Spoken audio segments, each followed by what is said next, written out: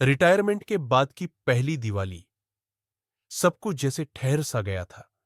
घर में सन्नाटा था और भीतर कोई पुरानी गूंज अब भी सुनाई दे रही थी।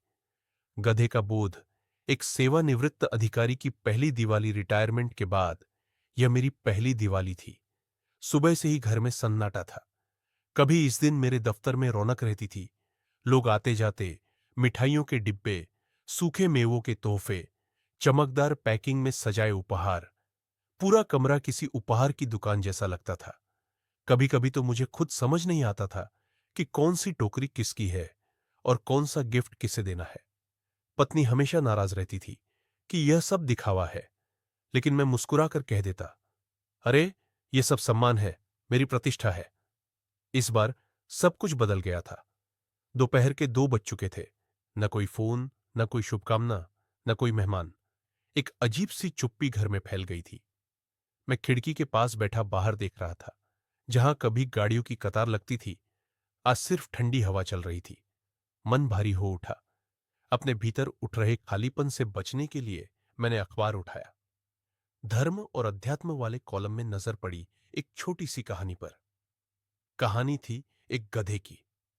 वह गधा देवी देवताओं की मूर्तियां अपनी पीठ पर लादे मंदिर की ओर जा रहा था। गांवों से गुजरते हुए लोग उन मूर्तियों को प्रणाम कर रहे थे, फूल बरसा रहे थे, आरती उतार रहे थे। गधे ने सोचा, देखो, लोग मुझे प्रणाम कर रहे हैं, क्या मैं इतना पूजनीय हूं? उसका सिर गर्व से ऊंचा हो गया।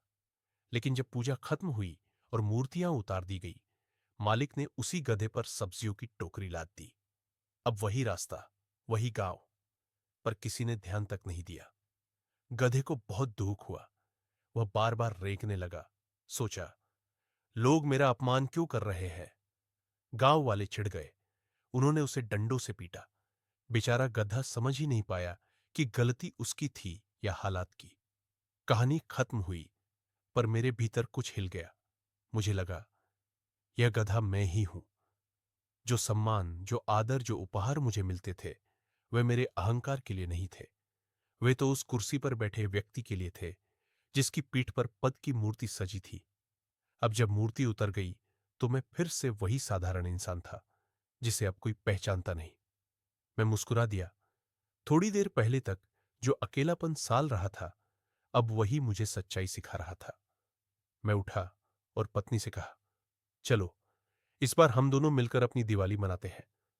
पत्नी ने आंख उठाई, मुस्कुराई नहीं, थोड़ी तीखी बोली, जब मैं सालों से कहती थी कि तुम गधे के सिवा कुछ नहीं, तब नहीं माने। आज अखबार में लिखा देख लिया तो तुरंत विश्वास कर लिया। हम दोनों हंस पड़े और उस पल मुझे लगा, मैंने सच में आत्मबोध पा लिया है। उस दिन से मैंने तय किया, अब मैं अपने जीवन के बचे हुए साल लोगों से जुड़ने में, उनकी मदद करने में, ज्ञान बांटने में बिताऊंगा। क्योंकि पद से बड़ा इंसान का स्वभाव होता है। जो सरल है वही सफल है। यही जीवन का असली मूल मंत्र है।